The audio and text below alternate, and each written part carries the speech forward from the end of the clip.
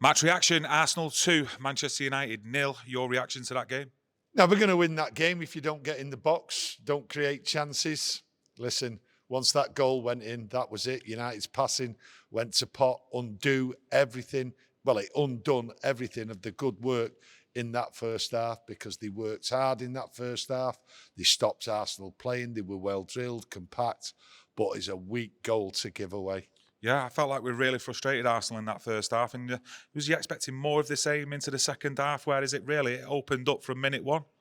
I expected the second half to open up. The emphasis was on Arsenal. They want to win the league. I thought they would come out, go at it more, and they did push up. But I expected United to exploit the gaps, but United just didn't. The passing was off in the second half. The working together, they were too far apart. And then when the goal went in, they sort of disintegrated for about 5-10 minutes. They never looked like getting back into it. And the changes what he made actually made the side look worse, to be honest. You got to look at Arsenal's set pieces, particularly the corners where they scored the goals from. Have you just got to take your hat off, give Arsenal credit from the set pieces, or have you got to look at it from a Manchester United fan point of view and think, look, not good enough? Not good enough. Listen, Ireland there, not strong enough. Not strong enough. And then when you see what Arsenal do with the set pieces from corners, the second goal was an absolute joke. I mean, there was players there left on their own. One Man United player, it was a joke. And some of the corners there. And to be honest with you, I think Arsenal were unlucky not to score about 4 goals from the free kicks. But when you look at it, United did the job to stop them playing football. They stopped Saka in the first half. They stopped Odegaard in the first half. But in the second half, it did not work, and there's a lot of work to be done there because you expected United to create the chances. I looked at the second half, and the only bright spark going forward, really, was Ahmad. They gave him the ball a few times, and then they stopped giving it him.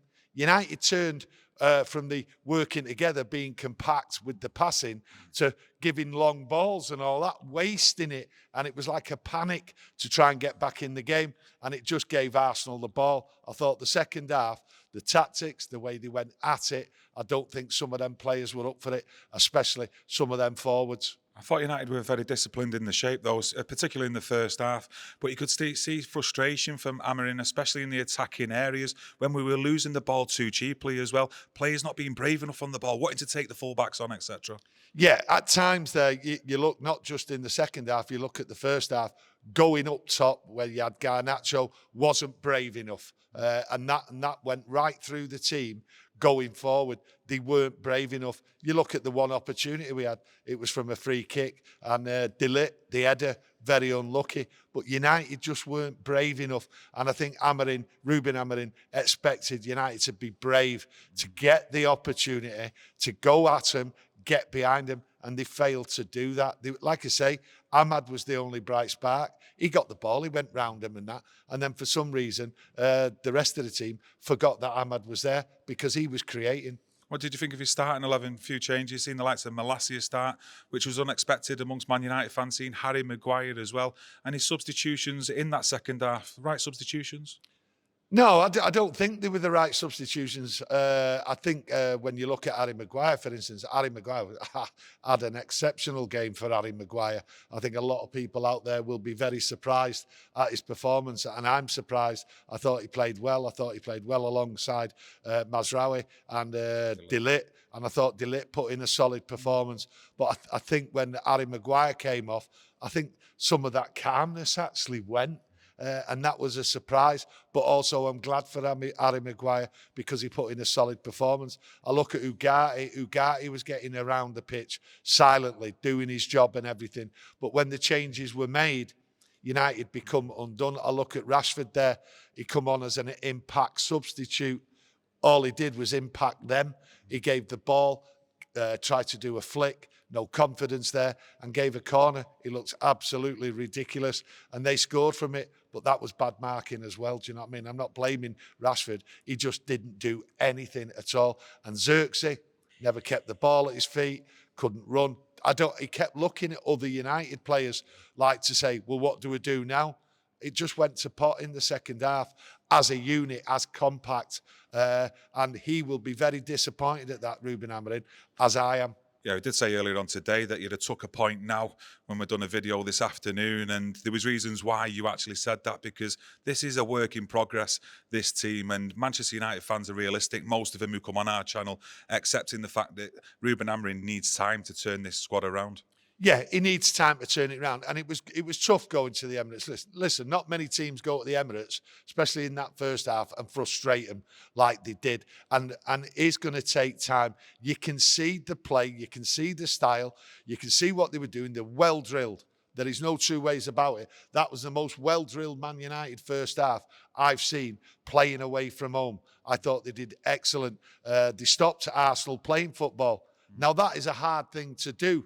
But it's a 90-minute game, and once they came forward, United really didn't have any answers to stop them. Yeah, it's such a shame when you're looking at the corners, the goals that they scored, and the players must take more responsibility.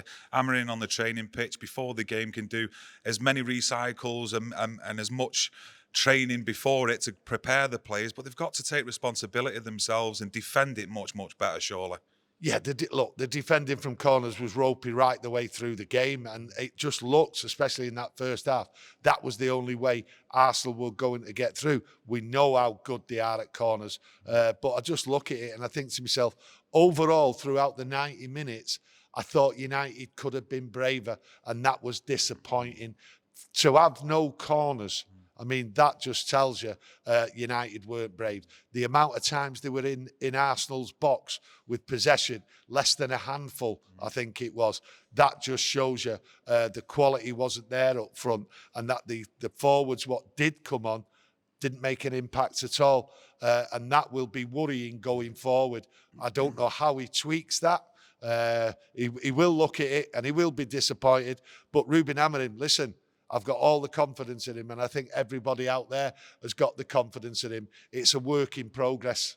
Yeah, no, totally agree. What did you think of the middle of the park, though? You mentioned Agata. What did you think of Bruno Fernandes, especially in that second half? I thought he was trying to do too many long balls, sometimes the Hollywood passes. And when Manchester United start doing them long balls, we know near or less that it's not going to be our day. I look at Bruno in the first half, worked together. They were all close together. Yeah. I thought it was fine. I can't criticise anybody in that first half. But then when you mention Bruno there, you look at the second half, he was too far apart from players. They weren't close together. And he was doing the Hollywood passes, trying to do the long balls.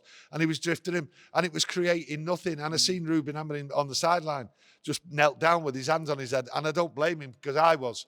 Some of the balls, what was going, were just kick and hope, really. And that is not what you want from United. You want the ball on the ground, working together, speed, fast, control, and it wasn't there. It was like desperate stakes.